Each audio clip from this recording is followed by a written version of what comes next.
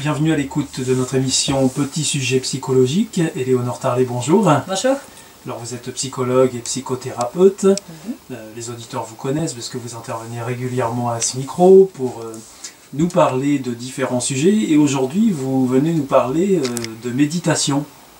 Oui, la méditation, donc on en parle beaucoup aujourd'hui. Alors on parle de mindfulness ou de méditation de pleine conscience. Oui. Alors, c'est vrai qu'on en parle pas mal, c'est issu du bouddhisme à l'origine, sauf que nous on parle de méditation de pleine conscience, puisqu'en fait on ne va pas faire du prosélytisme évidemment quand on est psychologue dans son cabinet. Par contre, on sait que cette technique elle permet vraiment de renforcer les compétences et les aptitudes du cerveau. Alors il y a plusieurs impacts, mais ça va notamment densifier la myéline, qui favorise la transmission des messages au niveau du cerveau. Donc c'est un petit peu comme si vous alliez en salle de sport et que vous voyez votre muscle qui se développe. Là c'est pas du muscle évidemment, c'est plutôt de la matière grise on va dire, mais vous allez vraiment potentialiser les compétences du cerveau en méditant. Alors quand vous parlez de méditation, quels sont les bienfaits de cette méditation? Quels pourraient être les inconvénients aussi? Alors quand on médite, alors il y a des programmes qui sont validés scientifiquement, MBSR, MBCT, c'est des programmes de méditation pour réduire le stress ou pour réduire la dépression. Donc cognitive therapy ou stress reductions. Donc on n'est pas dans une démarche spirituelle?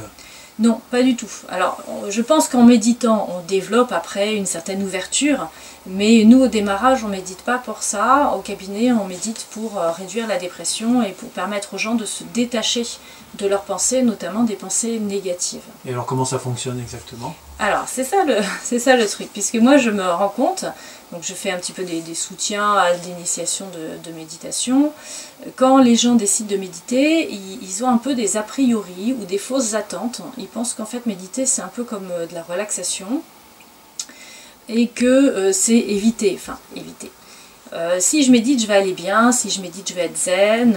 J'avais le cas d'un monsieur qui me disait, moi j'ai démarré la méditation en étant au ski, et finalement c'était super, j'ouvrais la fenêtre, j'avais l'air frais, les petits oiseaux qui chantaient, et c'est vrai que j'étais bien.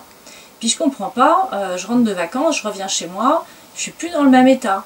Alors je sais que je dois partir au travail après, je sais que j'ai pas beaucoup de temps, je suis en stress, je suis dans mon environnement quotidien où j'ai plein de choses à faire. Il me dit comment ça se fait que j'y arrive pas.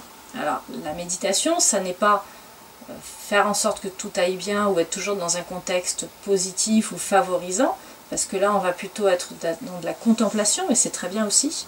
Mais méditer, c'est justement accepter inconditionnellement le bon comme le mauvais. Donc ça peut être des émotions négatives, des pensées négatives. On va vraiment tout accueillir, être ok pour que ce soit là. Par contre, on va avoir un deuxième mouvement. Donc le premier mouvement, on observe, on note que c'est là, qu'on a cette pensée. Et le deuxième mouvement, ça va être de lâcher, c'est-à-dire juste ne pas s'y accrocher, ne pas suivre cette pensée et revenir dans l'instant présent. Alors on a plusieurs ancrages pour ça, pour revenir dans l'instant présent. Mais voilà, je me rends compte que souvent les gens confondent méditer et éviter. Éviter, c'est-à-dire ne pas accueillir les pensées ou les émotions qui nous viennent, c'est comme ça qu'il faut l'entendre. Voilà, alors on ne se rend pas compte quand on évite, parce qu'évidemment quand on n'est pas bien, on a juste envie de pas être pas bien. Donc c'est un peu, c'est spontané. Donc ce serait faire la politique de l'autruche, ne pas vouloir voir qu'on n'est pas bien, quoi. Voilà, alors que méditer, si je suis pas bien, je vais mettre les deux pieds dans le plat du pas bien et je vais observer ça. Moi je me souviens d'une fois où j'avais des nausées, bon, je pensais que j'avais une gastro, enfin bref, et j'ai essayé plein de techniques qui ne marchaient pas, donc je me suis dit bah ok, je vais accepter inconditionnellement d'avoir cette émotion négative, cette émotion de dégoût, et je vais observer où c'est dans mon corps. Donc voilà, c'est dans la poitrine, je me disais bon si ça avait une couleur ça aurait quelle couleur, si ça avait une forme ça aurait quelle forme, est-ce que c'est statique, est-ce que ça bouge, est-ce que ça grossit, est-ce que ça monte. Et en fait, j'ai pris vraiment du temps, mais j'avais pas envie, parce que les pensées qui viennent avec ça, c'est si j'observe, ça va être pire. Mais ça, tout le monde vous le dira. Ah non, mais si j'observe ma colère, ou si j'observe ma peur, ça va être pire. Je vais me faire envahir par la peur. Et finalement, ce qu'on constate, mais il faut vraiment passer par l'expérience, c'est que plus on médite et plus on est ok pour faire face à tout ça, et moins ça prend de place. Donc moi, ce dont je me suis aperçue, c'est que finalement, en observant cette émotion de dégoût, au bout d'à peu près 20 minutes, je me suis dit, bah tiens, c'est curieux, il n'y a plus rien. Mais je m'étais même pas posé la question de je fais ça parce que je veux qu'il n'y ait plus rien. Parce que quand on médite sans objectif. Il n'y a aucun objectif à avoir.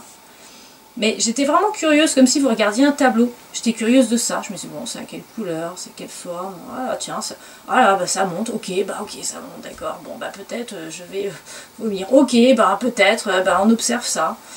Et au bout d'un moment, je me suis dit, tiens, ça alors. Et j'étais persuadée d'avoir une gastro. Donc pour moi, l'issue que ça passe et qu'il n'y ait plus rien, ça me paraissait vraiment pas normal. Et en fait, il n'y avait plus rien.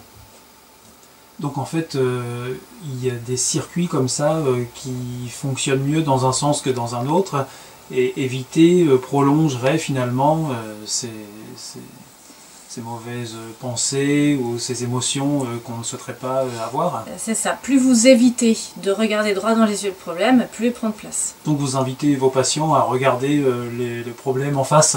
Voilà, regarder droit dans les yeux et accepter qu'il soit là. Et la méditation, c'est la première étape dans cette démarche. Il y a d'autres étapes ensuite. La méditation, c'est tout un panel de plein de choses. Là, je vous décris vraiment des principes de base, mais c'est plus complexe que ça. On pourra revenir justement sur les autres étapes qui peuvent s'enchaîner après cette méditation. Avec plaisir. Des petits sujets psychologiques. Merci beaucoup, Éléonore Tarlet. À bientôt. Merci. Au revoir. Au revoir.